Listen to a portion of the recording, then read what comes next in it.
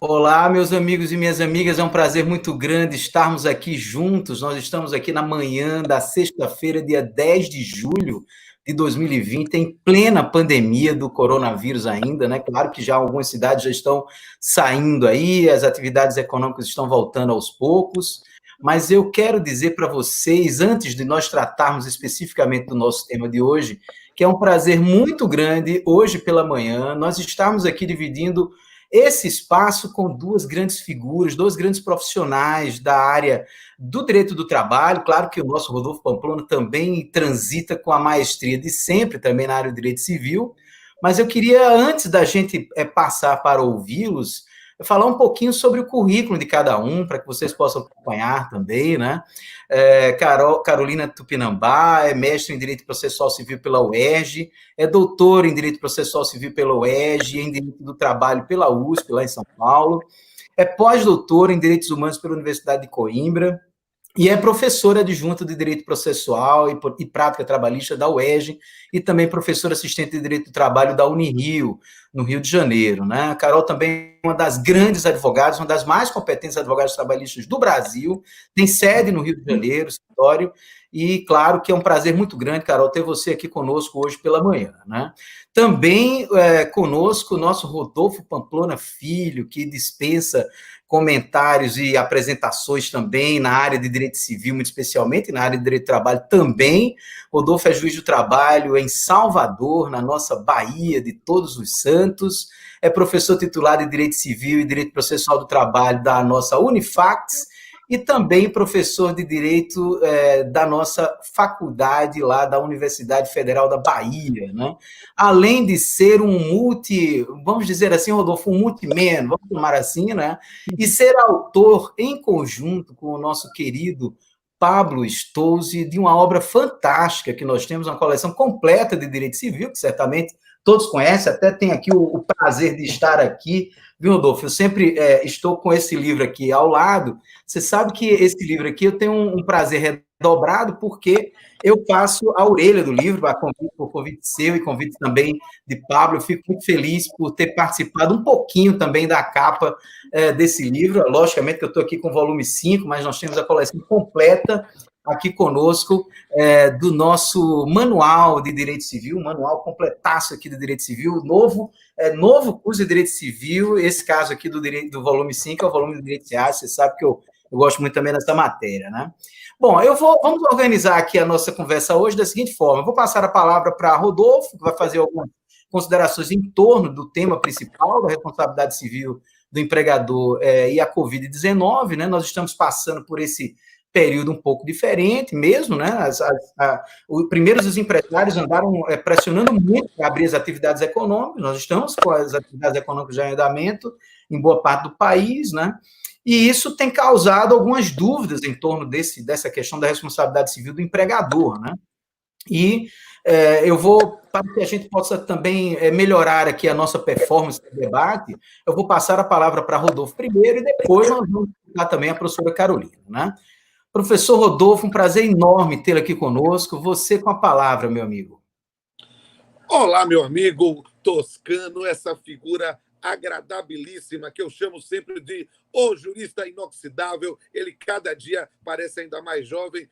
Quando ele começou, ele parecia que tinha a minha idade. Hoje parece que ele é meu filho. E é uma figura raríssima e, sem sombra de dúvida, que encanta. Toda vez que eu trago Toscano para alguma aula nos meus cursos de pós-graduação em Direito Civil, seja lá da Faculdade Baiana de Direito, seja no próprio SES, os alunos ficam encantados e é para mim um prazer estar mais uma vez aqui sob a sua liderança e mais ainda com essa musa encantadora que é a Carol Tupinambá, uma figura raríssima, alto astral, que não tem papa na língua. Eu adoro conversar com ela e agora mais ainda que estou sabendo que ela está apaixonada por também e apaixonadíssima reciprocamente por um grande amigo meu, que é o Felipe Bernardes. Então já estou anunciando em primeiro plano para o mundo este novo casal jurídico e dizer que eu estou muito feliz em bater esse papo aqui com vocês. E quero conversar aqui especificamente, né?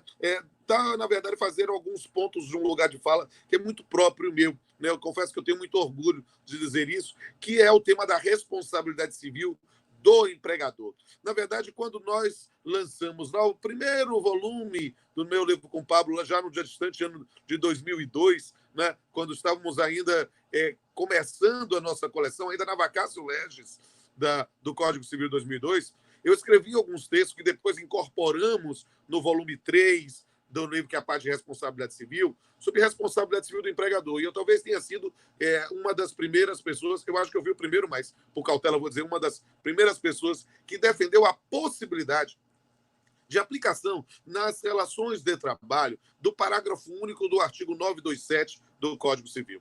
Né? E isso foi algo muito, assim, muito particular, algo que é da nossa história, eu e Pablo, uma coisa muito interessante, porque eu defendia isso e Pablo dizia, irmão, acho que você está sendo muito exagerado, não sei o quê. E aí a gente colocou isso no livro, mas aí Pablo teve questão de puxar uma nota de rodapé, dizendo que os autores defendiam no livro a possibilidade da responsabilidade civil objetiva, mas que intimamente Rodolfo tinha mais simpatia pelo objetivo e Pablo pela subjetiva. Essa nota de rodapé está lá até hoje, mesmo tantos anos depois. E o que é que eu disse na época? Que quando verificarmos uma hipótese de um risco acentuado, era possível haver uma caracterização de uma responsabilidade civil objetiva do empregador. Mas o que é que acontecia? Eu já dizia isso lá no ano de 2002 e as pessoas às vezes não entendiam o que é que eu estava dizendo, porque algumas pessoas chegavam a dizer que Pamplona diz que a responsabilidade civil do empregador é objetiva. Eu nunca disse isso. Eu disse que pode ser.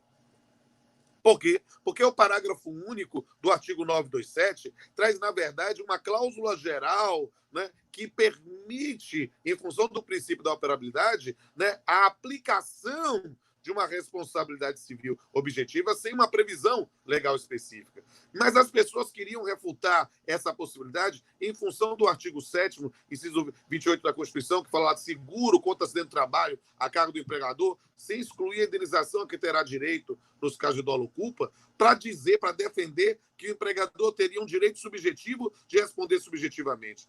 E eu sempre dizia, gente, não é isso. É preciso entender que essa menção a dolo ou culpa lá do inciso do artigo 7º se refere, na verdade, a quase uma metonímia, porque como o Código Civil, a Constituição, foi feita ainda na vigência no Código Civil 16, e que você não tinha uma distinção das regras de ato ilícito de responsabilidade civil, era tudo o artigo 159, a ideia de responsabilidade civil era quase sinônimo de dolo ou culpa. A ideia de não haver a exclusão da responsabilidade civil em função do seguro de acidente de trabalho.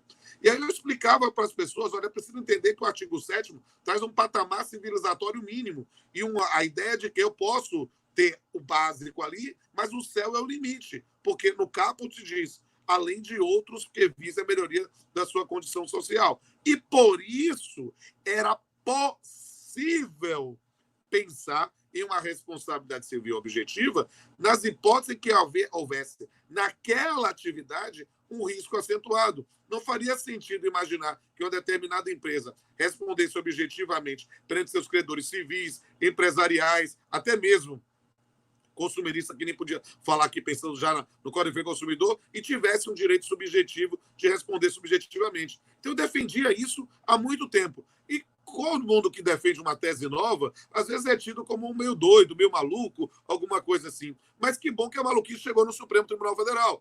Né? E em 2019, admitiu-se, e eu digo novamente, o Supremo não disse que o empregador responde objetivamente. Ele disse, tal qual como eu dizia há 18 anos, que ele pode responder objetivamente, se for o caso. E essa é uma circunstância que é muito importante que a gente possa esclarecer nesse momento aqui do debate. Por quê? Porque há nesse ponto, não sei se é por esse mundo estranho que vivemos de tantas fake news, que as pessoas, quando saiu a última decisão do Supremo, que a gente comenta daqui a pouco, retirando a aplicabilidade do artigo 29 da MP 927, já vai falar isso mais para frente, né?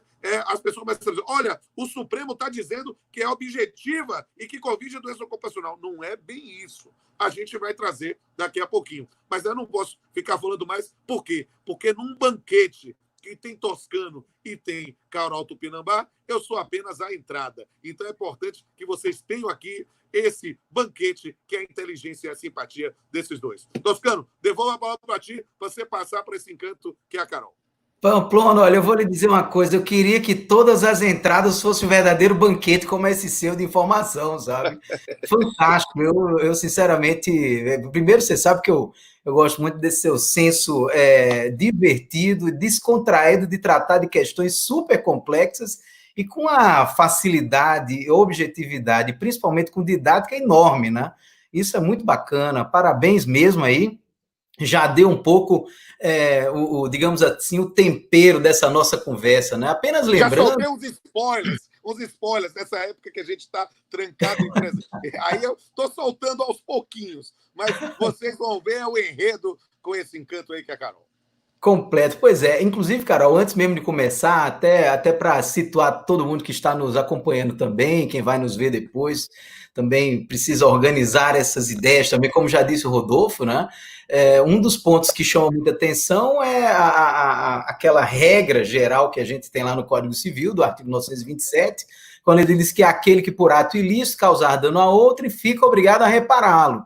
E o grande lance aqui é se nós aplicamos ou não o parágrafo único do 927 a todos esses fatos que nós estamos tratando hoje aqui. O parágrafo único ele diz que haverá a obrigação de reparar o dano, independentemente de culpa, nos casos especificados em lei ou quando a atividade normalmente desenvolvida pelo autor do dano implicar, por sua natureza, risco para os direitos de outrem, né?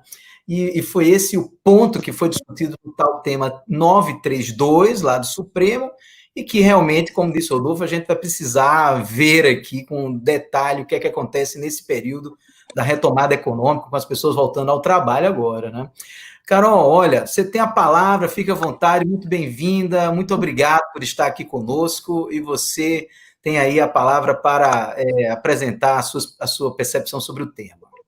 Ô, Toscano, eu que agradeço, prazer enorme estar aqui com vocês, com o meu querido amigo Rodolfo, que é meu confrade na academia. Primeiro contato na vida que eu tive com o Rodolfo foi ele me ligando para dizer... Ui, peraí que deu um negócio aqui. Caramba. Travou aqui. Ó. Deu ruim aqui, pronto, resolvi. Né? Rodolfo, você lembra? A primeira vez que você me ligou na vida foi assim, incentivando os meus sonhos, porque eu tinha tentado me candidatar na academia, não tinha entrado, e aí você ligou dizendo que não me conhecia bem, mas que tinha gostado do meu currículo, que era para eu não desistir, e foi dito e feito. Na seguinte candidatura, a gente conseguiu, e ele foi o primeiro presidente da Academia de Direito do Trabalho depois da minha entrada, e desde então eu passei a admirá-lo, mas não só como grande mestre que ele é, né, mas uma pessoa que incentivou um sonho que eu tinha, que era de ingressar na Academia de Direito do Trabalho. Então, sempre que encontro o Rodolfo, lembro disso, da vida, das crenças nos sonhos, desse alto astral, e por isso eu agradeço muito, Toscano, esse convite, para a gente se encontrar nessa sexta-feira aí de manhã. Ainda mais também esse tema, né? Na verdade, o Supremo decidiu essa questão do artigo 29, mas a gente vem aí numa onda muito crescente do Supremo Tribunal Federal e preocupado, de um modo geral, com saúde e segurança do trabalhador. Eu acho que isso, né, é uma das heranças que vem aí para ficar a partir de tudo isso que a gente está vivendo com essa pandemia. Quer dizer, o Supremo já tinha se deparado com questões trabalhistas de saúde e segurança, a questão da grávida lactante, a questão do bombeiro lá atrás, do nexo epidemiológico, enfim, mas a gente vem vendo o Supremo Tribunal Federal crescer muito em termos de balizamento, né, de responsabilidade civil do empregador, do tomador de serviço em geral, em relação à saúde e segurança dos trabalhadores. Agora, uma perspectiva assim que eu imagino que possa ser diferenciada, muitas vezes a doutrina fica um pouco dedicada, focada nessa questão de ser responsabilidade civil, de ser responsabilidade objetiva e subjetiva. Mas também a gente pode olhar como um todo, Rodolfo, e na minha tese do pós-doc eu falei muito sobre isso, que era dano extra patrimonial, de que a responsabilidade do empregador não necessariamente tem que ser classificado como objetiva e subjetiva, uma vez que o contrato de trabalho, né, ele numa perspectiva macro, ele está inserido na teoria geral dos contratos e, portanto, ele tem que ser lido, né, pelas balizas da boa-fé objetiva e, portanto, a gente teria, né, intrínsecos os deveres de anexos ao contrato, e um desses deveres, o dever de proteção, dever de lealdade, de informação, mas o dever de proteção. Então, a responsabilidade do empregador, do tomador de serviço, antes de objetiva ou subjetiva, ela pode ser tomada até mesmo, né, numa perspectiva contratual. Então, assim, se eu exponho o trabalhador, o prestador de serviço, a algum risco iminente, me parece que não precisaria nem ir tão fundo a ponto de investigar os elementos da responsabilidade civil, nexo causal aliás, a culpa ou o dolo especificamente. Mas aquela coisa mais de bateu, levou, ou seja, não houve o dever de proteção foi violado, isso implicaria imediata responsabilidade do empregador. Eu acho que, no meu modo de ver, é meio que por aí. Anteontem, né, a gente teve aí uma dica interessante, que foi anteontem não, hoje é dia 10, já até me perdi, foi ontem, né, Diogo? Não sei. Aquela leizinha falando das atividades, a lei 14.023.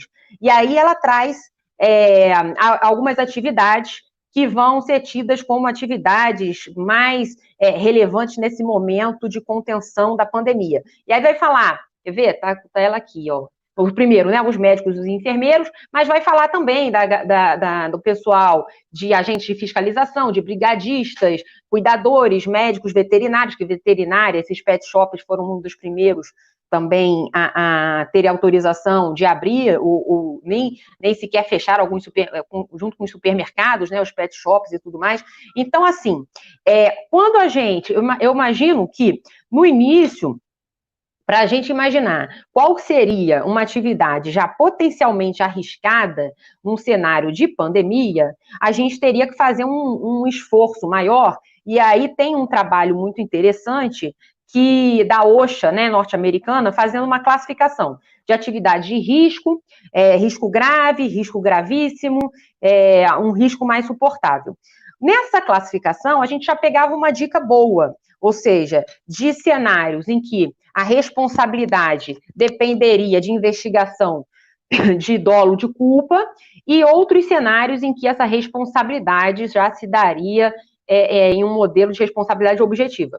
Mas, agora, indo além, e não teria problema nenhum, porque o artigo 8º da CLT, ele legitima o direito comparado como fonte de direito do trabalho e tudo mais, mas ainda assim, para tornar ainda mais claro e evidente essa relação direta e as atividades que me parecem que vão ensejar ou essa responsabilidade do bateu, levou, né, essa responsabilidade contratual, digamos assim, por violação do dever de proteção, ou mesmo a responsabilidade objetiva, com essa presunção, né, de dolo ou culpa, a partir da decisão do tema 932 do Supremo, que é essa lei, o pessoal que está listado na lei 14.023. E aí a gente tem uma lista, os coveiros, profissionais de limpeza, eu não sei, vai falar nos farmacêuticos. Vejam que essa lista, para o cenário que a gente tinha na perspectiva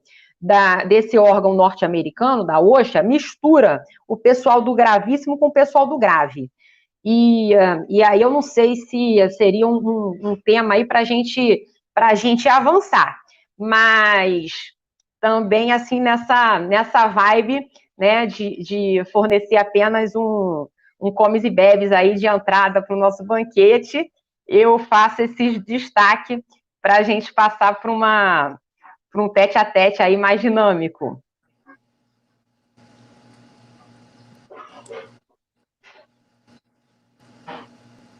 O meu som tá ruim.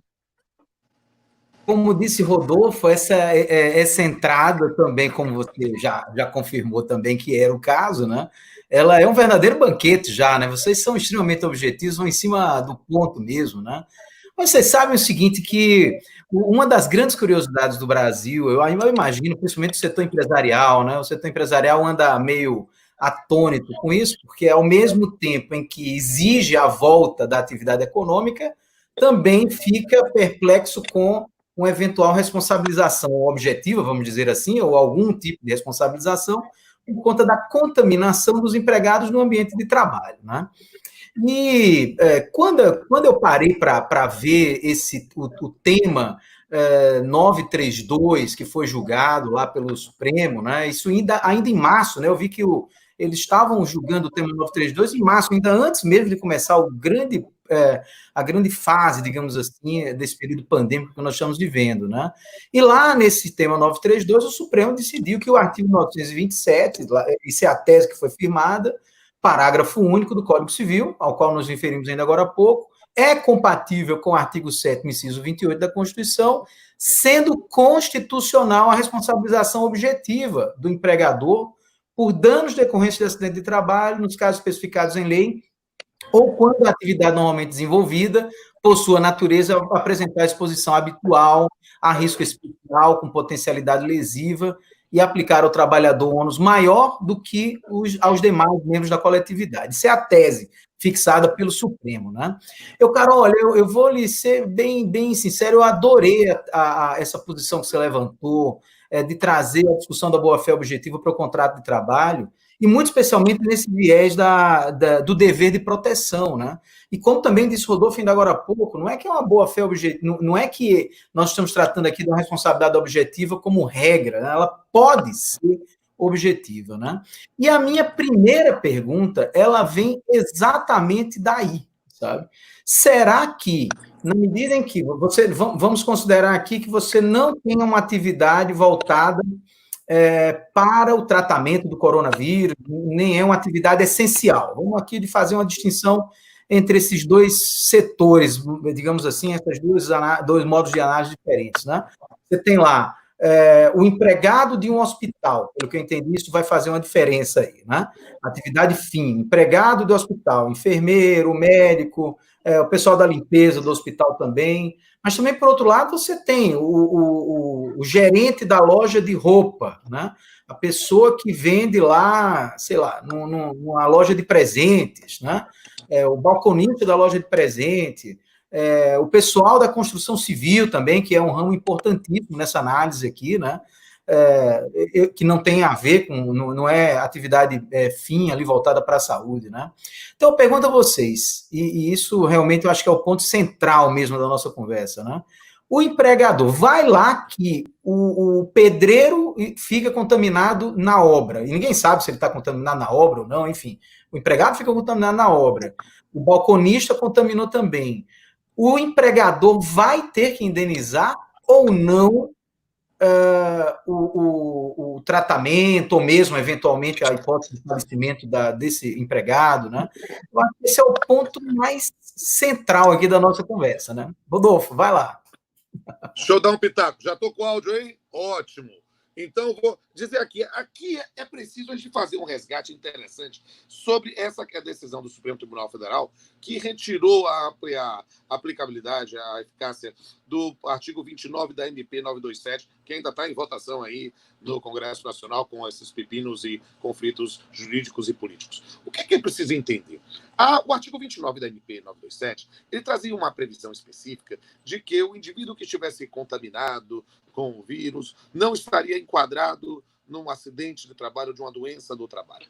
E aí o que acontece? O Supremo Tribunal Federal, baseado justamente na decisão de 2019, desse tema que foi reconhecido a possibilidade de uma responsabilidade civil objetiva, afastou, e na verdade a menção à responsabilidade civil objetiva lá foi dito opta dicta, ou seja, no campo da fundamentação, mas não da fundamentação, no campo da argumentação, mas não da fundamentação.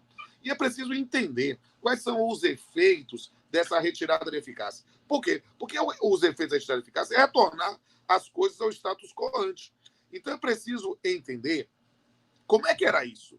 era baseado na Lei 8.213, que é a Lei de Benefícios da Previdência Social, em que um empregado pode contrair uma doença, qualquer doença, não estou falando de Covid, não estou falando de coronavírus, uma doença no trabalho, e, em função disso, ter a aplicação das regras específicas da infortunística, né? O equivalente a acidente de trabalho, ou a doença ocupacional, mesmo sendo uma doença no trabalho, não uma doença do trabalho. E aí, dentro dessa circunstância, o que aconteceu? Né? Como é que era a coisa e como voltou a ser? Bem, para que o empregado possa se valer dessa circunstância, ele precisa demonstrar algo que é muito caro para nós, do campo da responsabilidade civil, que é o nexo de causalidade entre aquela patologia e o trabalho. Não necessariamente dizer que é uma doença do trabalho, mas demonstrar que ocorreu no trabalho. E aí a gente tem uma dificuldade profunda.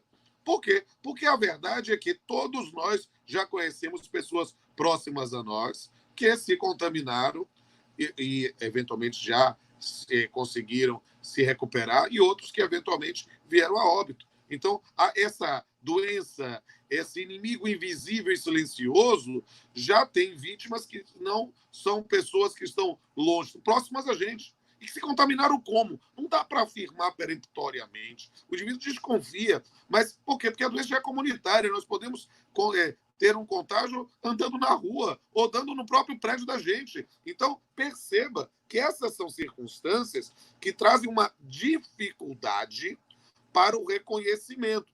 Por quê? Porque a doença é comunitária. A doença não é mais incidental. Não, a gente não tem como fazer, foi o contato com o fulano de tal. Não, às vezes a gente desconfia, mas não tem essa afirmação. E o problema é que, para efeito da responsabilização, nós teríamos, na verdade, o efeito para a aplicação da infortunística, a gente teria que demonstrar esse nexo de causalidade. O que é que acontece e por que o Supremo trouxe nesse ponto? Eu vou dizer, alguém que contraiu especificamente a Covid é doença do trabalho? A resposta é um peremptório não. Não necessariamente. Por quê? Porque ela pode ter contraído em qualquer momento. Se ele demonstrar, aí perceba, não tem como demonstrar, é só o auxílio. Mudou de nome agora, mas o antigo auxílio-doença, e aí o indivíduo retorna ao trabalho normalmente, enquanto está afastado, fica os primeiros 15 dias pelo empregador, depois disso pela Previdência Social, e retorna. Mas não tem outro efeito por contrato de trabalho, senão a interrupção e depois a suspensão. Retorna, falar.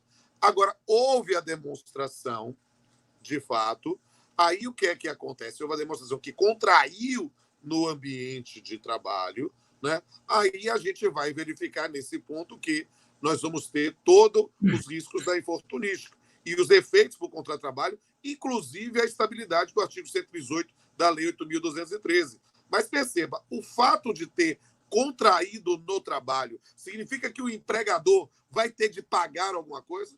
Não, porque pode ser um fato da vida.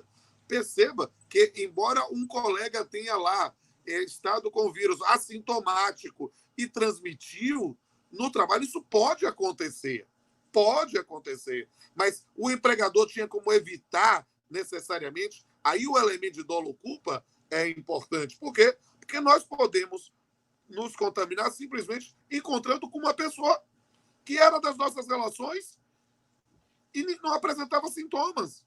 Então, perceba como é complexo nesse ponto a responsabilização. Perceba, você pode demonstrar que esteve no ambiente de trabalho, que contraiu no ambiente de trabalho e vai ter o efeito no contrato de trabalho. Mas o empregador vai ter que pagar alguma indenização por causa disso? Só se ele agiu com dolo ou culpa. Qual é a situação que vai aplicar o tema? E aí a Carol, com essa simpatia e inteligência que ela tem, pode pensar uma referência às atividades descritas lá na Lei 14.032, né, que modificou a lei da pandemia, né, que é a 13.979. Mas talvez, a priori, o campo maior seja efetivamente de quem está na frente de batalha. Porque, raciocínio, a pessoa que está no mercado, que está na farmácia, que está na empresa de delivery, ela está trabalhando, ela está sendo como uma atividade essencial. Mas ela necessariamente vai ter contato com o vírus? Pode acontecer. Uma linguagem informal, shit happens. Pode acontecer. Mas perceba, o cara que está na frente de batalha, o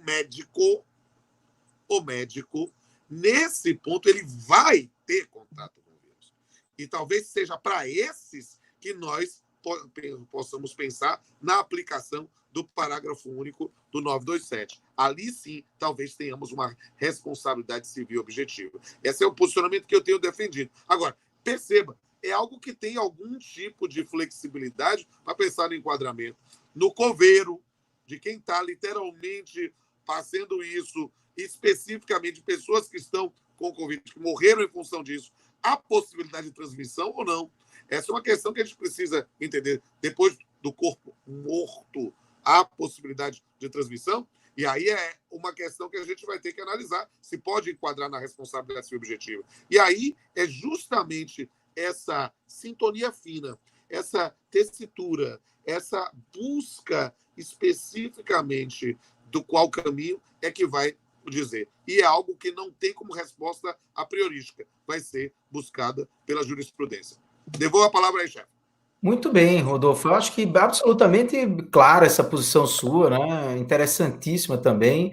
E, Carol, olha, eu vou lhe passar a palavra já e também você tocou nesse assunto ainda agora há pouco, né? Da lista da Lei 14.023 e vou só insistir um pouco nessa questão da atividade meio e fim. Você acha que isso pode influenciar eventualmente na percepção do juiz na hora de determinar ou não se o empregador deve indenizar, né, o empregado, né? Com certeza. Toscano, esse homem resolve a minha vida no geral. Você vê que organizou o pensamento, me botou na academia brasileira, me incentivou na academia. Meu namorado eu conheço por conta dele, porque ele que botou no mesmo grupo. E agora organiza a ideia assim, bem fatiadinha. Exatamente isso. Quer dizer, a gente tem na verdade, a gente tem algumas atividades em que vamos presumir, porque o contato com o vírus vai ser diário, que essa doença foi adquirida no trabalho. Bom, aí a doença foi adquirida no trabalho? Foi. Quais são as consequências disso? A gente tende a pensar mais automaticamente na estabilidade quando retornar da licença médica. Acabar a percepção do benefício, o 118 da Lei de Benefícios. Bom, mas além disso, né, a gente ainda tem algumas outras repercussões. Consequência, o sujeito, para o trabalhador, né? Se for hipótese de doença adquirida, que vai ser equiparada, então, ao acidente de trabalho, você não vai ter a carência no regime previdenciário, não é isso? Você vai ter que manter para esse empregado o recolhimento do Fundo de Garantia por Tempo de Serviço, você vai ter mais o quê?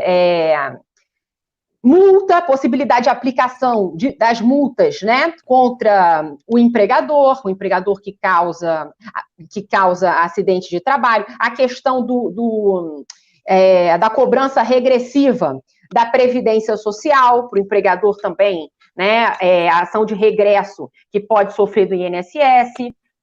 E aí, dentre essas consequências, aquela alíquota que o empregador paga, né, de seguro destinada à aposentadoria especial. Agora, também uma outra consequência, né, bem manjada, além da estabilidade, vai ser justamente a indenização.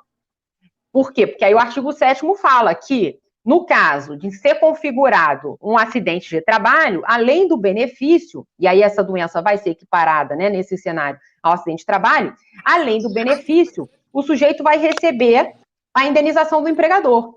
Só que essa indenização, né, ela vai ter cunho, tem uma parcela dela de cunho sancionatório, de cunho pedagógico, que não tem como existir num cenário. Então, vamos pensar assim, me chega muita consulta assim na advocacia de empresas de saúde que fazem tudo, fazem das tripas coração, botam EPI, troca-se todo dia, todas as medidas de segurança, sistema de rodízio entre profissionais, mas ainda assim o sujeito vai pegar, vai contrair a doença. E aí a gente vai ter todas essas consequências de ordem previdenciária, de ordem trabalhista. Me parece que a incidência da responsabilidade objetiva vai fazer, eu acho assim, nesse cenário, eu não sei se o Rodolfo concorda, mas nesse cenário eu acho que a gente teria uma indenização, vamos dizer assim, mais suave, porque ela não teria o caráter punitivo, o caráter pedagógico, mas existiria o dever de indenizar? Me parece que sim. Sempre me pareceu, mas vou te falar uma hora que deixou de me parecer. Quando chegou uma outra empresa que não tinha essa finalidade, quer dizer, a atividade fim dela não era hospitalar, não era atendimento médico, mas de repente ela se viu ajudando, porque ela tinha um grande espaço físico e então e também uma lateralidade com o hospital. Então o que fez a empresa, que na verdade era uma creche, deixou algumas pessoas ser internadas lá, abriu um espaço como se fosse um hospital de campanha. E aí, bom, ainda colocou pessoas da sua equipe à disposição. Não é atividade fim, mas olha, passou a ser, né, meio que uma enfermaria de pessoas contaminadas. E aí a pergunta também cruel. Bom, então eles vão ter responsabilidade objetiva, quer dizer, o sujeito em tese, né, só está querendo ajudar, digamos assim, né, no popular. E aí tá, lógico, né, a pessoa que, o enfermeiro, na verdade eram cuidadores, pessoas que estavam ali para ajudar, um trabalho meio que voluntário até, se contaminassem, certamente não estariam submetidos à carência, a gente estaria aí num cenário das consequências do direito previdenciário, até do direito penal, porque, eventualmente, né, se você não toma as medidas de saúde e segurança do trabalho, você está incidindo uma contravenção penal, mas tudo bem. Mas indo além, quer dizer, existiria um dever de indenizar?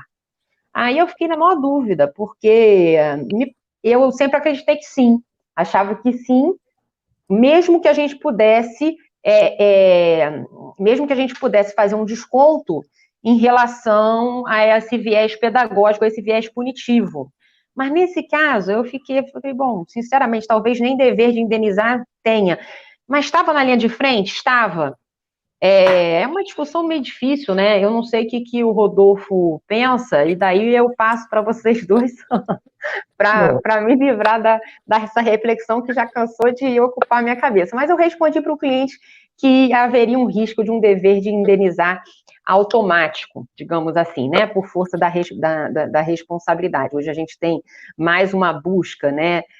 Por quem pode indenizar, por quem pode reparar, do que por culpados. Não sei se isso está certo ou está errado, mas é uma vibe que eu percebo que talvez possa estar muito associada ao princípio da solidariedade. Então, ao mesmo tempo que existem aí as suas mazelas, esse tipo de teoria, né, de você buscar quem passa na linha de frente para colocar um dever de indenizar aí de um agente que eventualmente esteja atuando em completa boa-fé, e até para além dos seus deveres sociais. Eu não sei o que vocês pensam.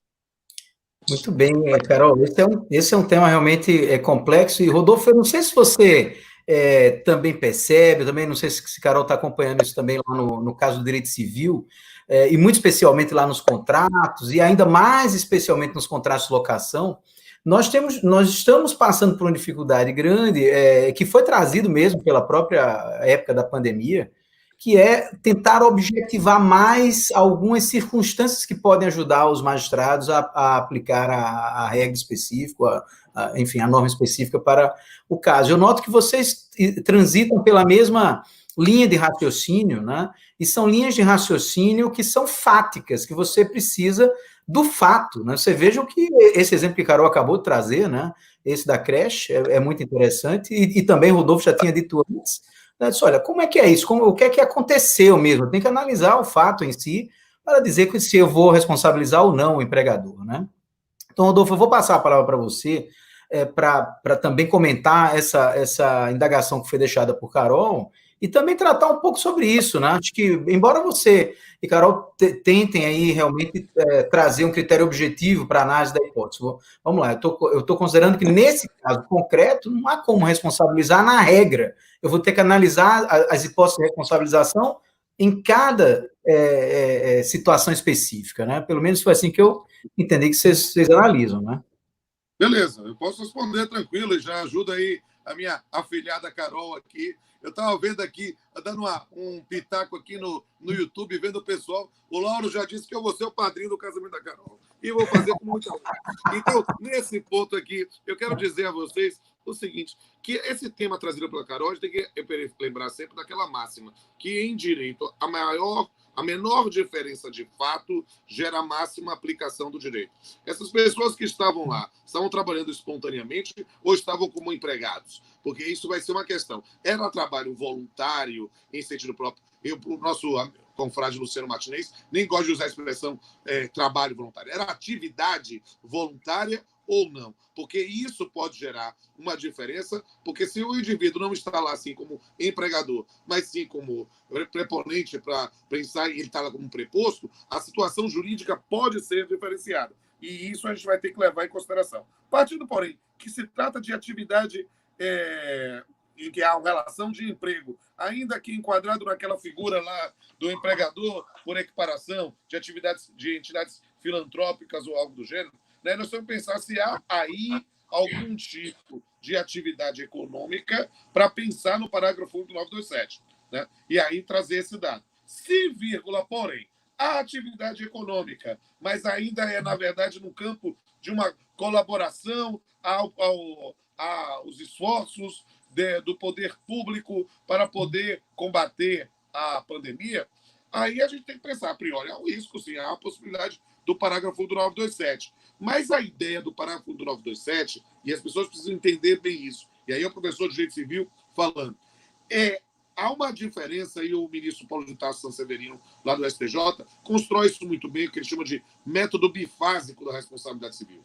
Uma coisa é a responsabilização. O parágrafo único do 927 é a responsabilização. Agora, o valor da indenização, na responsabilização, pode se abstrair o elemento anímico culpa. Mas, na indenização, ele pode voltar. E é só perceber, por exemplo, um dos dispositivos mais criticados do Código Civil de 2002, que é o parágrafo único do artigo 944, que fala lá, se houver excessiva desproporção entre a gravidade da culpa e o dano, poderá o juiz reduzir equitativamente a indenização. No começo, as pessoas queriam dizer, não, isso só aplica para a responsabilidade civil subjetiva. Chegaram a fazer lá um enunciado no Conselho da Justiça Federal, né, na Jornada de Direito Civil, mas que isso fizeram na primeira, na quarta jornada já revogaram. Porque é óbvio que essa pressão não se limita à responsabilidade civil subjetiva. Por quê? Porque a responsabilidade civil objetiva é para afastar o elemento acidental culpa, o dolo naturalmente, né, no campo da responsabilização em função de um risco acentuado. Isso não quer dizer que não possa servir, sim, para efeito de quantificação. E acho que aí eu dou mais uma ajudinha para minha afilhada Carol nessa reflexão sobre esse tema.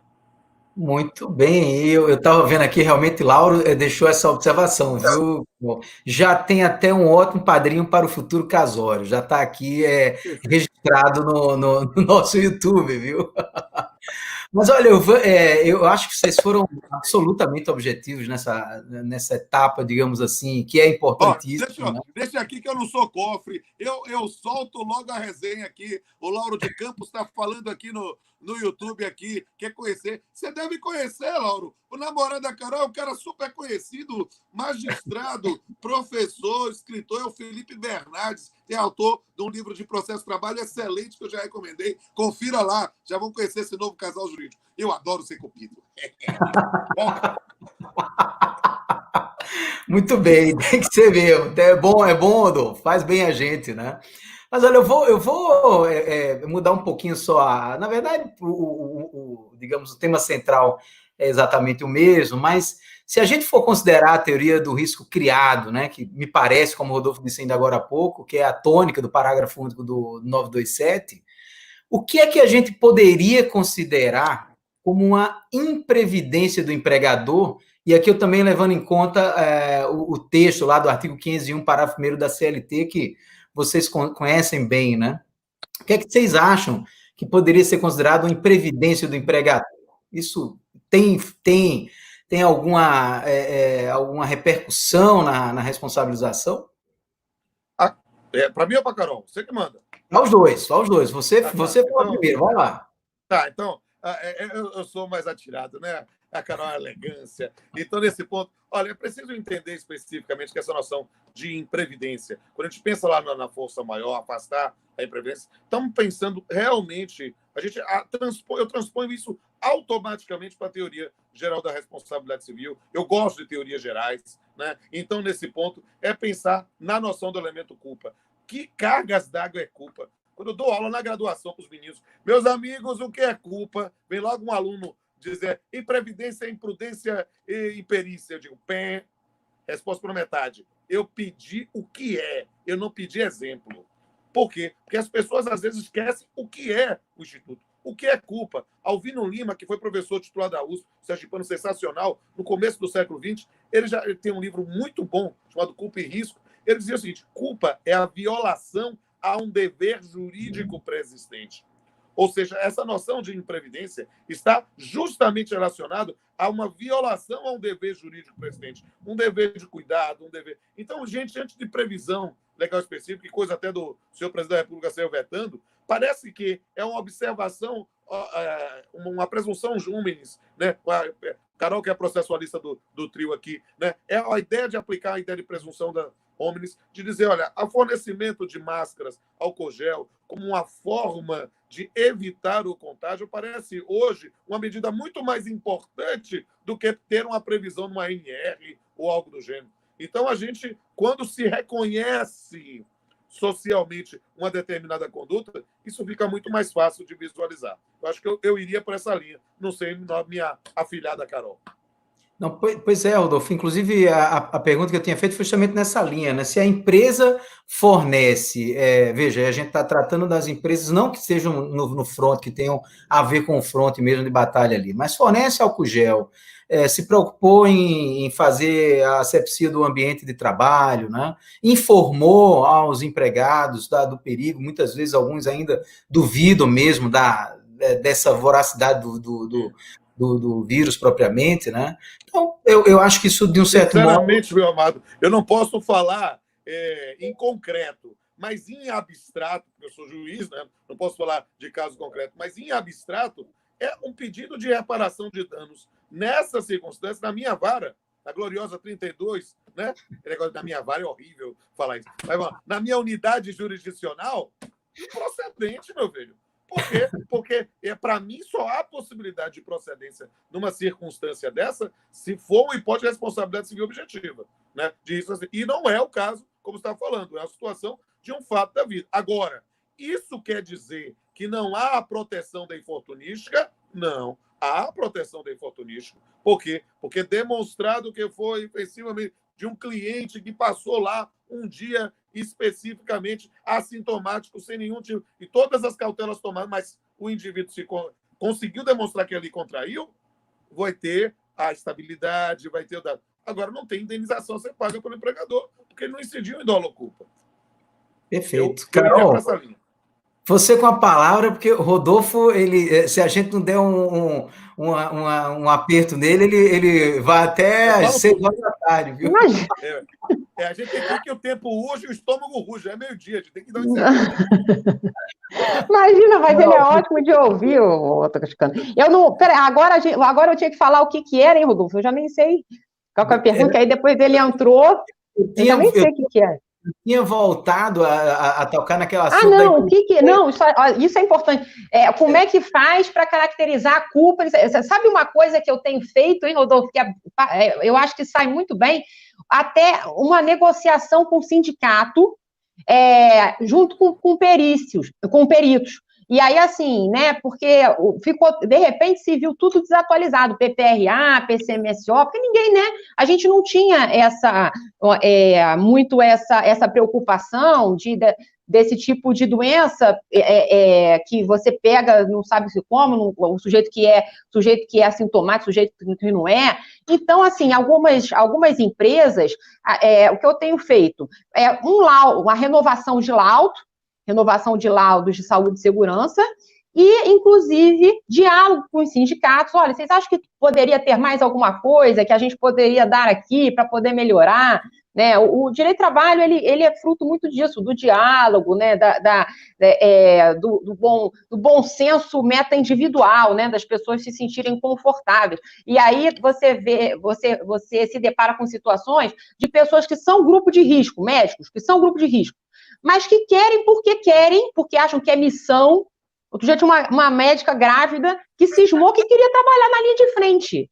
E aí o hospital pode deixar, não pode? Ela cismou que quer, porque não quer. Então, isso não aumenta a nossa responsabilidade? Eu falei, vocês são um hospital, vocês já estão até aqui envolvidos em responsabilidade objetiva. Então a gente pega uma declaração da médica. Gente, eu acho que isso aí é meio... Mas eu acho que talvez o sindicato ser avisado desse tipo de coisa que está acontecendo. Nesse caso da creche, foi interessante porque era assim, a creche falou assim, olha, a gente não vai atender mais, atividades suspensas, só que a gente vai emprestar aqui para o hospital do lado, vamos abrir aqui. Quem quiser trabalhar, vai continuar trabalhando e a gente vai pagar o salário. Olha que maluquice. Então, muita gente ficou, sabe-se lá porque era bonzinho, ou sabe-se lá porque estava precisando de dinheiro, né? Porque o resto também teve o contrato de trabalho suspenso, e quem ficou... Mas também, se você colocasse na ponta do lápis, o dinheiro que as pessoas... Os salários não eram muito altos, e aí meio que equiparava, né, o benefício da suspensão do contratual com quem estava lá. Então, por isso que eu falei assim, é meio que um trabalho, uma atividade meio que voluntária, mas, sei lá, tem cada coisa desse que está acontecendo que é muito rico, né, o cenário, né, Toscano, assim, são muitas hipóteses, mas eu acho que essa distinção da caracterização da culpa, ela sendo fruto aí de um diálogo com o sindicato, eu acho que vai bem, porque a gente se deparou, ninguém tinha a gente tinha código de conduta, código de ética, código não sei o quê, mas veja, código sanitário para uma empresa, né, onde é que tem que deixar esse tipo, e agora está tendo muito essa procura de ISOs da vida, que tenham a ver com saúde em termos de pandemia, né? Então, isso aí também é um elemento, é uma dica boa para investigação sobre o elemento culpa. Eu já estou vendo ali que Rodolfo... Deixa eu só dar um pitaco aqui, orgulhoso aqui da minha afilhada, porque aí ela fez essa cara de menina, né? Fala mansa, fala tranquila, mas aí falou a advogada, que tem experiência no campo da negociação coletiva. Olha, cara, que eu estou vendo aqui uma pergunta aqui do grupo do Eduardo, que estou olhando aqui, e ele perguntando sobre os riscos, né, do teste rápido. Eu digo, olha, cara, isso pode ser estabelecido justamente no campo da negociação coletiva, se a empresa está buscando efetivamente, eu não quero usar essa expressão, porque essa expressão é muito marqueteira, né? Se blindar, mas vamos dizer, ela quer tentar, pelo menos, ter um gerenciamento de riscos pela via negocial coletiva, ela consegue. E aí a experiência da Carol é algo que ela tenha um lugar de fala que eu não tenho. Eu sou juiz, pô. Ela que é advogada, que está na frente e que pode ver nesse campo de negociação como vocês podem conseguir realmente no momento de empoderamento e de negociação.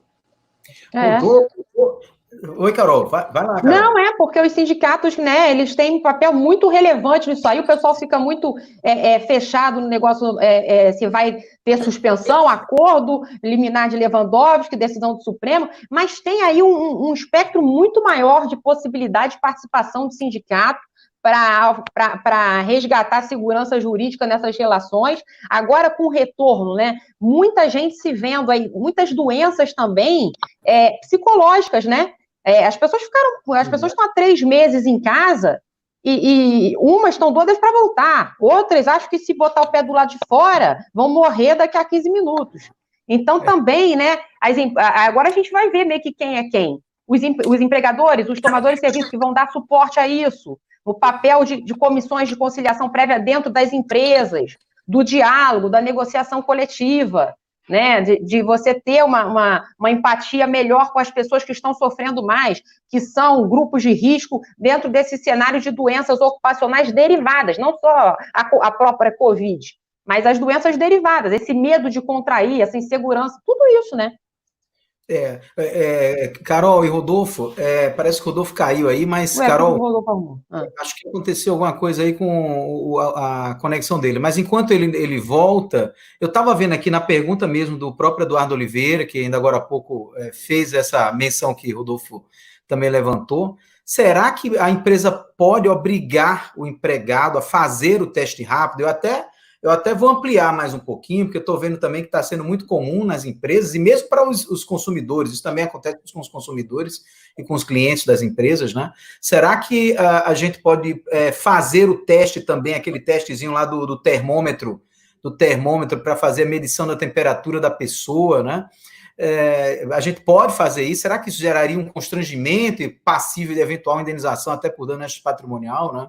O que você acha sobre isso? De forçar o empregado a fazer o exame e mesmo forçar a fazer o teste de temperatura, que não deixa de ser digamos assim, um balizamento importante para saber se a pessoa está ou não contaminada, né?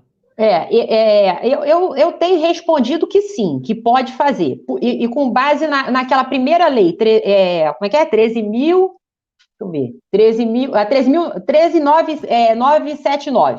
Aquela lei que fala, né, que dispõe sobre as medidas de enfrentamento, de emergência, que fala lá que o Estado não sei o quê, ela fala, em algum momento, ela define isolamento, define quarentena, e fala que para o enfrentamento da emergência, vejam, a autoridade, as empresas poderão adotar as seguintes medidas. Exames médicos. Eu acho que a gente está num momento em que, né, o direito coletivo prevalece sobre o individual. Né, o interesse coletivo prevalece sobre o interesse individual. Voltaste. Eu voltei. Porque aqui é meu lugar. Você chegou a pegar o que a gente estava falando? Que era esse negócio, se o povo pode ou não pode obrigar o empregado a fazer teste de Covid, não sei o quê. Eu tenho falado que pode, porque aquela primeira lei lá do 13.797 falava lá, que fala de isolamento. Foi embora de novo. Que fala do isolamento, e fala da quarentena, ela autoriza. Essa lei autoriza, porque a gente está nesse momento de prevalência do interesse coletivo sobre o individual. Então, acho que esse papo de, não, vou ficar constrangido, não sei o que, eu acho que agora não é o momento, não. A gente está, né, diante de uma pandemia, né, com uma coisa jamais vista, uma repercussão global, planetária, absurda. Então, me parece que o direito individual, né, a privacidade, a intimidade, eu acho que ele não se cria em face disso tudo, não. Eu acho que os empregadores podem tomar essas medidas.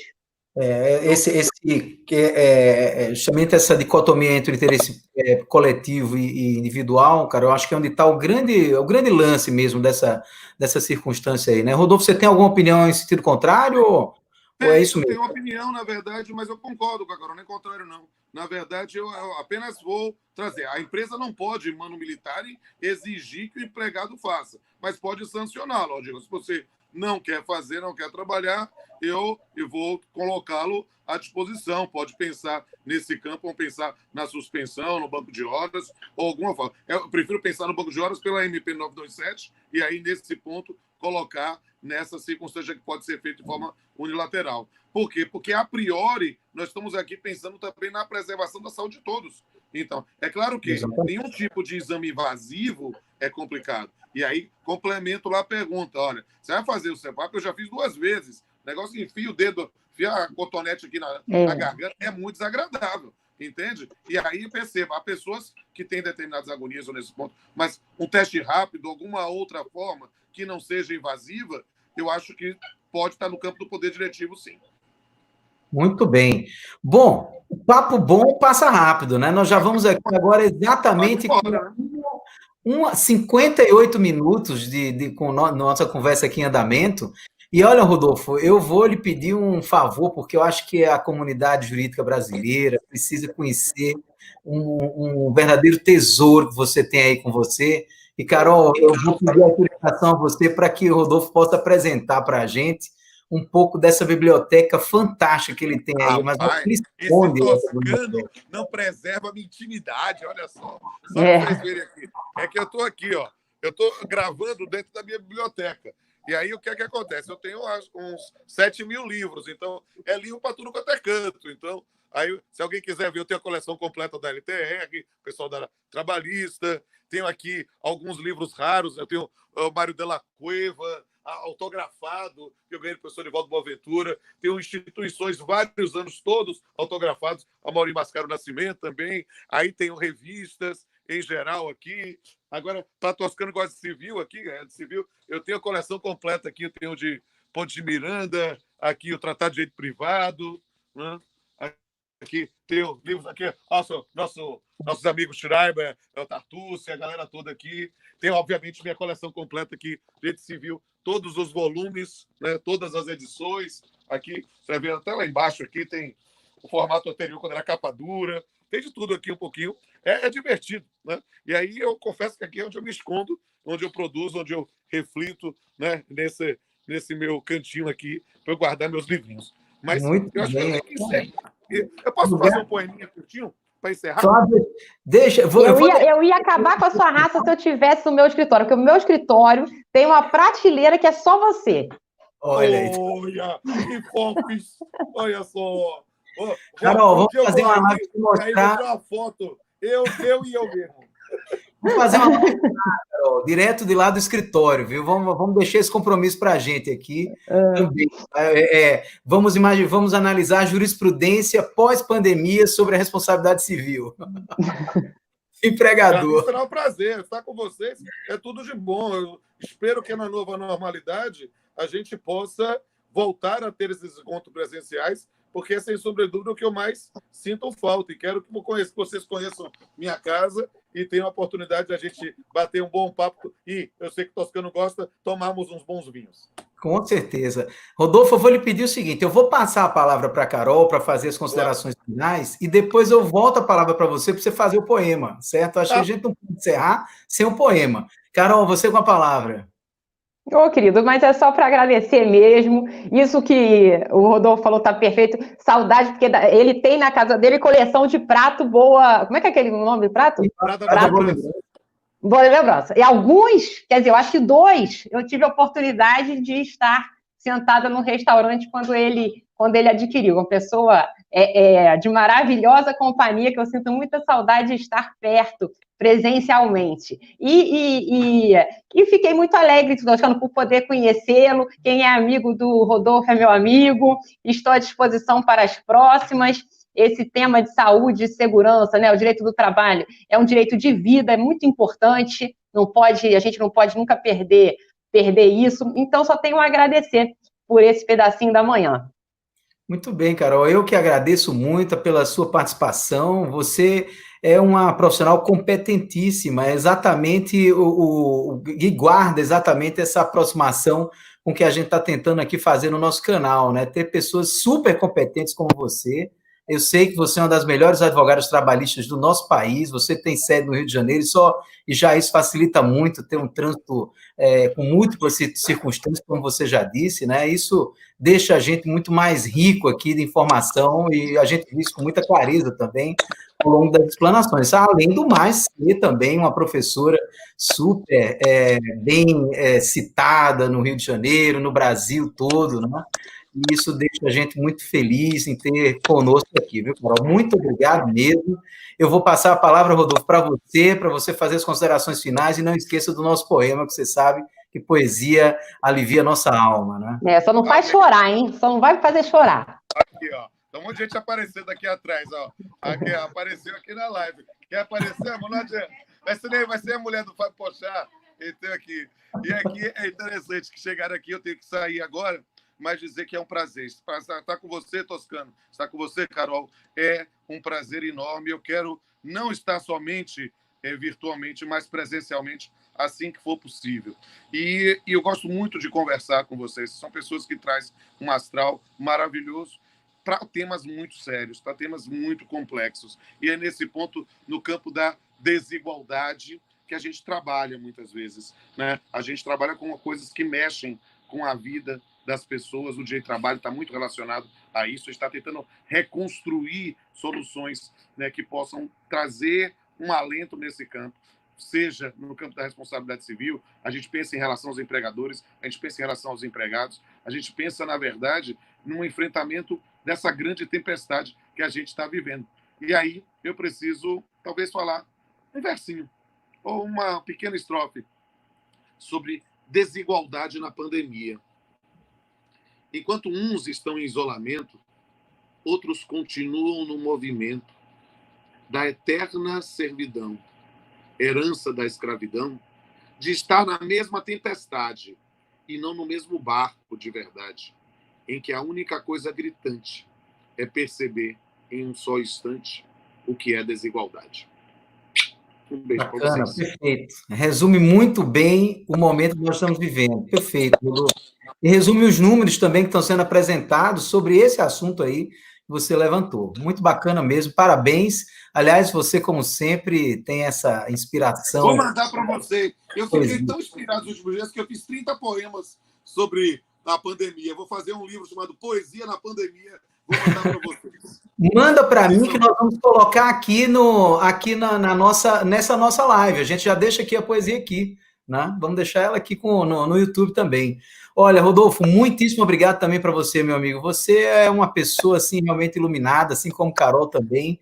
Eu fico muito feliz em termos aqui sempre profissionais de extrema categoria, de extrema facilidade para explicar as circunstâncias difíceis das nossas vidas, né? E hoje o tema é árido, mas se vocês transformarem esse tema árido num tema muito agradável, no finalzinho de manhã de sexta-feira, muito agradável. Muito obrigado mesmo a você, obrigado, Carol, obrigado ao Tiago, que está aqui na nossa técnica também nos acompanhando, e nos vemos na próxima, com certeza. Um grande abraço, hein? Tchau, tchau.